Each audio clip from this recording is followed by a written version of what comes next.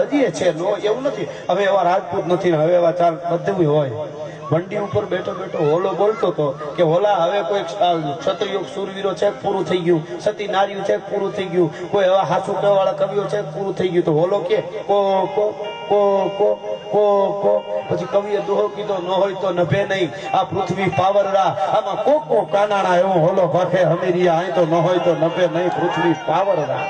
આ ધરતી કોઈ દી એમને હાવ નકરી રહી નથી પણ બધા પ્રકારના હોય હમણાં ઓલું ને ભાદરવા મહિનામાં ભીંડો ફાટેલો ભીંડો અડીખમ વડલાની હેઠ ઉગ્યો અડબાવ ભીંડો અને અડધા વાંડા જેવો થયો ને વડલાને કે હટી જા નકર નકામી થાય વડલો કે મામે પેઢીઓથી આ વડવાયું નાખીને બેઠા છે અને ભીંડા તું અમને એમ કે હટી જા નકર તને મારી ખબર નથી મારો પાવર આમ તો રોજ એક વેત વધુ છું ભીંડા વધતા વાર ન લાગે ભીંડા હા પણ હા વાત તમારી સમજે એટલે કે હટી જા એટલે ભીંડો કે હટી જા વડલો કે પણ મારે આવડું બધું પથર તો કે ગમે એ થાય તો હટી જા નકર બીજી થાય વડલાએ વિચાર કર્યો કે આના સામે બીજી કરું તોય મારી ઘટે વડલા હોય ને એ ભીંડા સામે બીજી ન કરે એને ખબર હોય આના સામે બે એની નોંધ તો થાય ને કે આને નાને બગડી તોય ઘટે રાણા પ્રતાપ જે હતો ને એના સામે દુશ્મને અકબર બાદશાહ જેવો જોઈએ જેવો તેવો દુશ્મને ન હાલે રામની સામે પરાક્રમ બ્રહ્મ હોય છે એક બાજુ દશાનંદ રાવણ જેવો દુશ્મન જોઈએ વડલો કે 1 મહિના મુદત ભીંડા ભાઈ જમાનો તો જુઓ ભીંડા ભાઈ એટલે કે હું મારી રીતે બધું હકેલી લે મારે આમે આવડું બધું વડવાયું હચવાતું નથી મારે ક્યાં ફ્લેટ લઈ લેવો છે એટલે કે હું મહિનાદીમાં હટી જાય કે કાંઈ વાંધો નહીં 1 મહિનામાં હટી જાય નકર હું ભીંડો છું અહીંયા નકામાં ખૂન ખરાબા થાય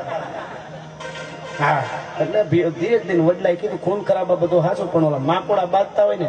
એ પેલા ખાલી જોઈ આવી છે પછી ખૂન ખરાબાની તને ખબર પડી માકોડાની ઉપમાં દીધી પણ કાંઈ વાંધો નહીં 1 મહિનાની મુદત દીધી 1 મહિનો પૂરો થયો ભાદરવો મહિનો બેઠો તો એ ભીંડાએ ઓર્ડર કર્યો તો ખાઈ જવાનો વડલાને ભાદરવો મહિનો બેઠો તો એ ભાદરવો પૂરો થયો ને આહુ મહિનો બેઠો 1 મહિનો થયો ને આહુના નોરતા ચાલુ થયા ને તો ભાદરવાના એ આખા તડકા તેપ્યા ને આહુ મહિનાના તડકા મીઠા ધગવા તો ભીંડો હુકાઈ ગયો વડલો તો એમને લીલો ઉભો છે ભીંડાને હુકાતા વાર ન લાગે થોડાક દી શાંતિ રાખો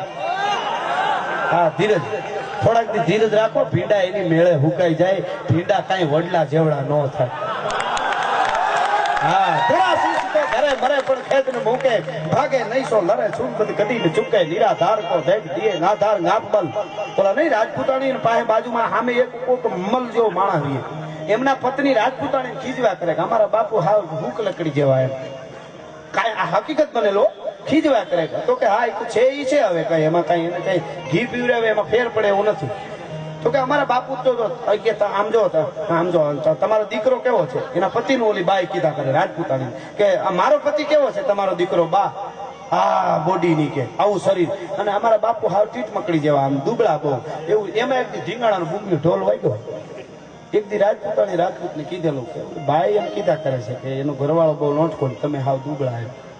એ રાજપૂતને મગજમાં આવ્યું ને હાથમાં હાંગડી એક હાથમાં તરવાર લઈ યુદ્ધમાં જવા નીકળ્યો ડૂબ્યો ઢોલ વાગ્યો બરાબર જાપામાં ઓલો જંગલ પાણી જઈને હાલ્યો આવ્યો ઓલી બાઈનો પતિ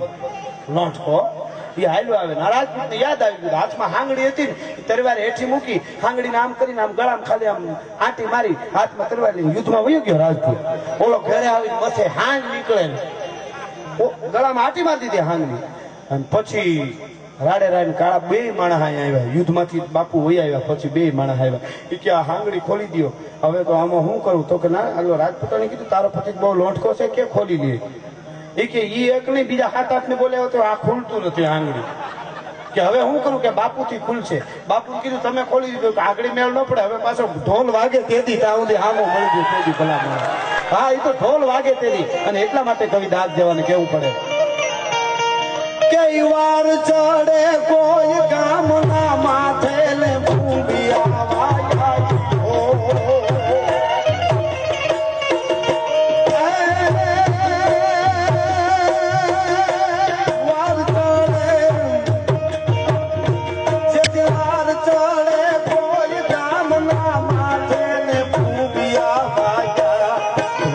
કવિ રાગ ભૂંડિયા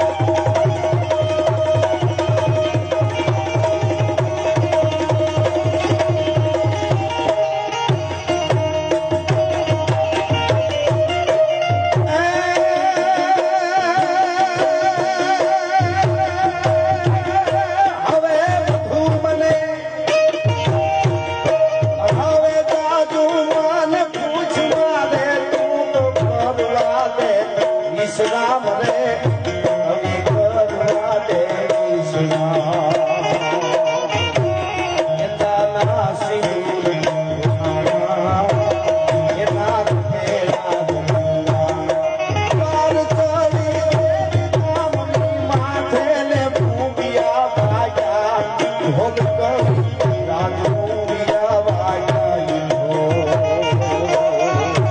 અવની પેલા હાવ દાચા અને ઘણી બધી પાઘડીઓ દેખાય છે એટલે એક બે ઘણી યાદ કરાવો